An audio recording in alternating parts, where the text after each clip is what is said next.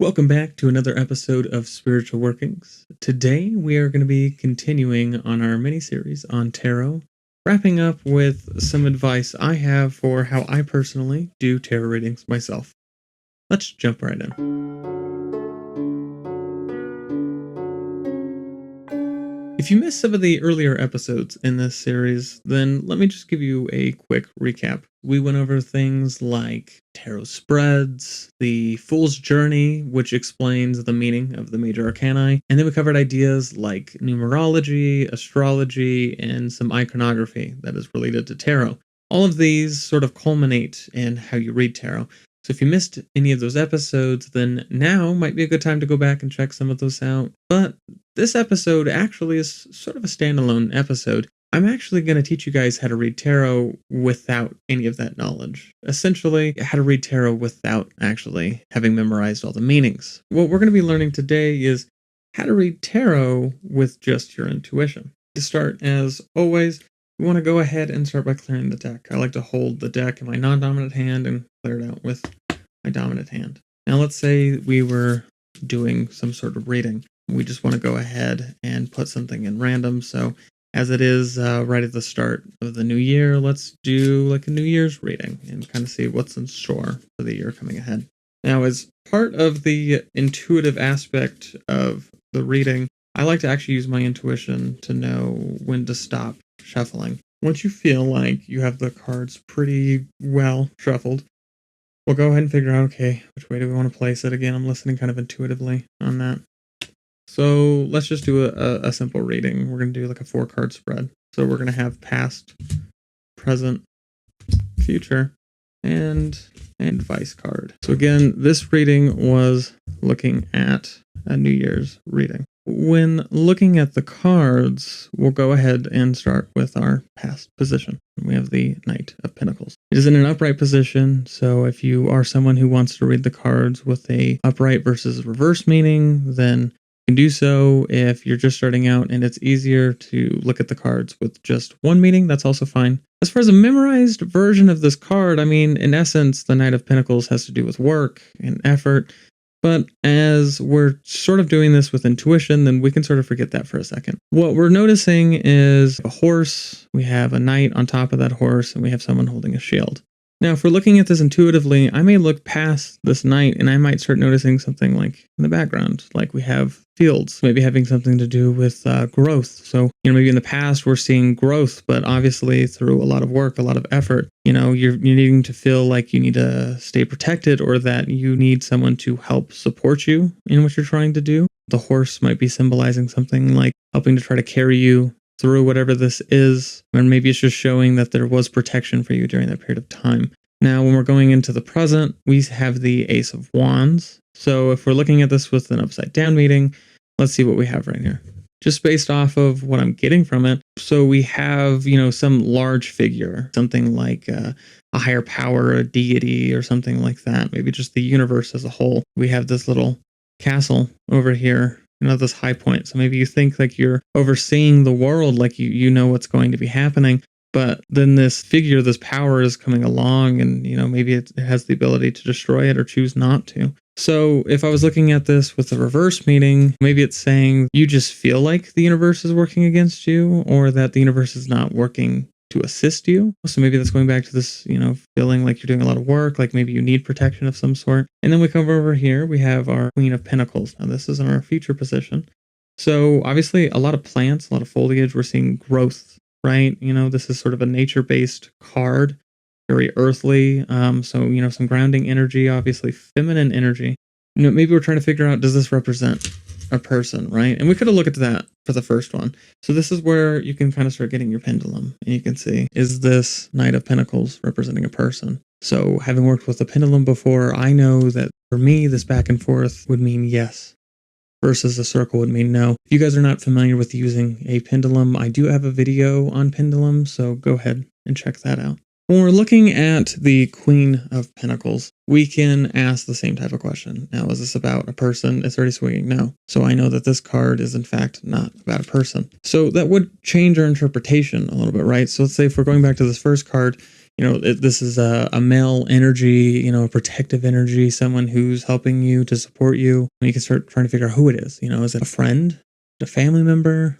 Would it be representing, like my father or something? Like a father might be someone who's this knight for you, someone who's protective, someone who's helping to support you. It's not as likely that maybe you're not having a person in this. Like, would this represent a person? No, but it's not impossible because it could be not depicting a person, but it might still be in regards to someone. So you can still kind of ask the same question. So now we know this one is not about a person. So with that in mind, we can go back to looking at what we have. So again, it's very nature-based, like a mother nature. So maybe we start trying to figure out, is it something to do with growth, a female influence of some kind, and kind of shaping the way ahead, right? Because this is in the future.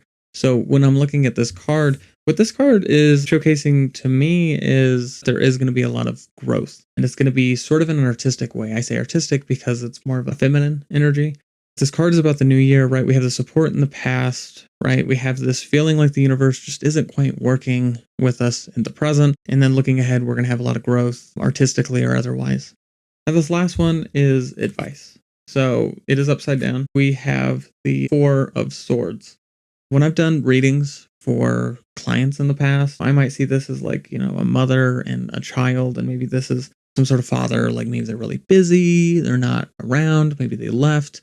Inversely, maybe the dad doesn't get as much time with their family as they'd like, or just that maybe they're sleeping, but there's some sort of concerns on their mind about what's going on with their family. For me personally, not having a kid, I'm going to look at this card a little bit differently. When I saw this card, the first thought I had immediately was, okay, I'm seeing the swords and I'm seeing them hang over this guy right here. So I'm feeling like the advice has something to do with some need for caution, like potentially maybe even someone stabbing you in the back, feel like you need to sleep with, like a knife under a pillow. However, it's upside down.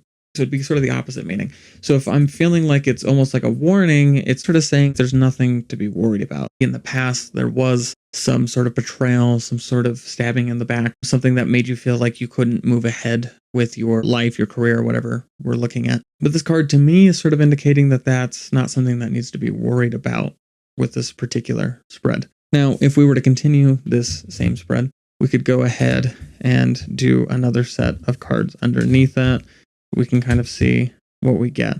So right here, we're getting our Justice. Immediately, when I see this card, I see balance. I see that there's probably this nurturing, loving aspect, but also this fighting warrior aspect. So when I'm seeing that, again, this is going to be our past card.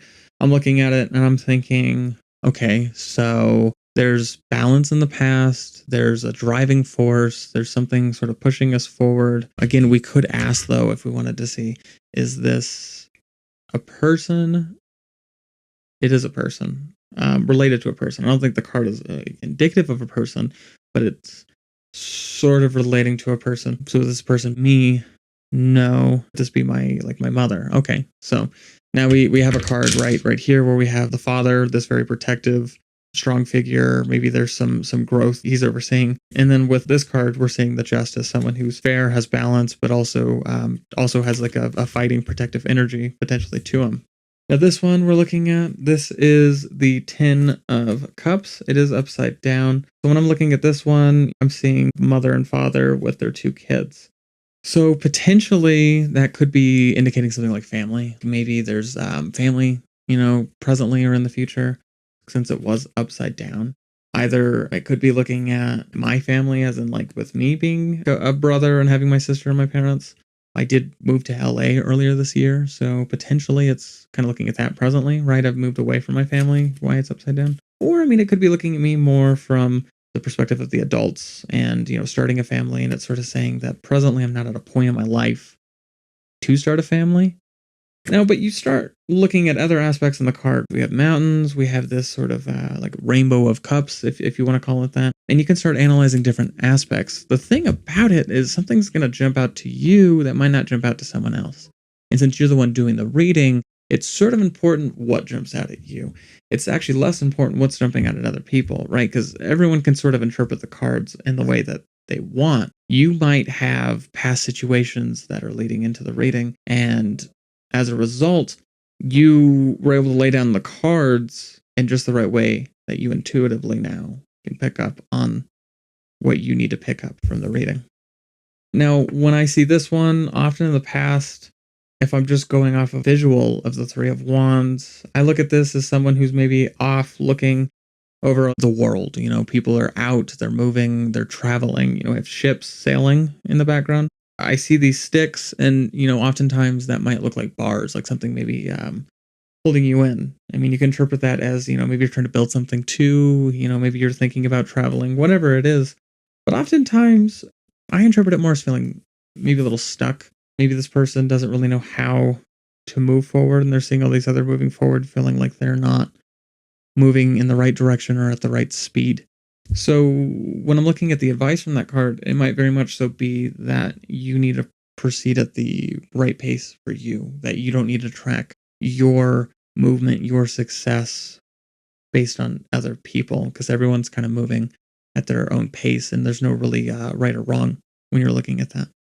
Okay, so what I want to do now is just draw some random cards. We don't actually know what we're going to be reading for, right? There wasn't a question asked. There wasn't a particular spread that we're doing right now, so we don't have any sort of like past or future, any sort of advice or perceived future, or anything like that. When we're looking at this card, the Three of Swords, now, obviously context would be important. If we were doing a reading on love, right, I might look at this card and immediately be like, oh, well, obviously, you know, maybe there's heartbreak, or maybe there's some sort of love affair. You know, maybe it's representing a third person within a monogamous relationship. Out of context, like a draw for the day or something like that. I might look at this card and I might say, focus on protecting yourself emotionally. You know, maybe you're feeling a little bit vulnerable. Could be an aspect of literal heart health, being too stressed out, that you're exercising enough, you know, that you're getting enough sleep.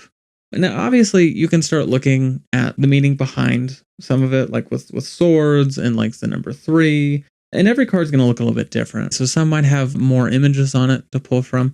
But that's just sort of right off the top of my head when I'm just pulling a card and I don't really know the context. So on this one, we have the 7 of Swords. When I'm looking at this, I see someone cloaked. So maybe it's someone who's a hidden influence. Maybe they're a little behind the scenes. They have, you know, obviously these swords that they're collecting. Maybe it's literally someone collecting something, but it also could be just someone who's prepared, someone who's ready for different situations. So you can interpret it just so differently depending on context. You know, if there was a question going in and what the spread is and what you're seeing intuitively. Maybe you see this and you're thinking more of like a Robin Hood figure, or you're noticing flag in the background and that means something to you. There really is no right or wrong when you are reading your tarot cards. The best you can do is just start listening to your intuition. And as you do that, you'll start seeing it starts talking to you more and more. And the more you trust in it, the better the relationship you're going to have. I think just go ahead and start with a deck of cards. It could be tarot cards, oracle cards. It could even be just a pack of playing cards that you would use at like a casino. And you can start assigning meanings to them. You can start memorizing based off of a book. Or you could just literally look at some of the images on cards and start thinking intuitively like what jumps out at you when you're doing your reading. I do highly recommend, if you're going to start getting into tarot and oracle cards, you start using a pendulum. I think it's a very wonderful tool. It's something you can keep on your person, maybe put it in a pouch and have it in your pocket or in your purse or something. So that way you can sort of get in touch with your intuition. If you want, there are pendulum boards or divination charts that you can use, things that can help you with tarot, with oracle, and the likes. I can definitely put a list of those down in the comments below. So check that out to see what I recommend for books on tarot, cards, and all your other spiritual tools. Next time, we are going to be moving on to a new topic. I am hoping to, at some point, start making videos on what I do for manifesting. So if that is something you guys want me to start diving into, I can do that. If you want to look at a bit of spell work, or if there's concepts within spirituality or philosophy you guys want to look at, then I'm more than happy to talk about any of those. If you guys are interested in doing a reading with me, I do offer tarot, oracle, runes, palmistry, and energy work. So if you guys want to book a session with me for any of that, then also check that out below in the comments. Goodbye for now, and I will see you next time for more on Spiritual Workings. If you missed our first 3 episodes on tarot, you can check that out here, here, and here. If you guys haven't already, make sure to subscribe to the channel, and make sure to leave a like and a comment down below. I'll see you all next time.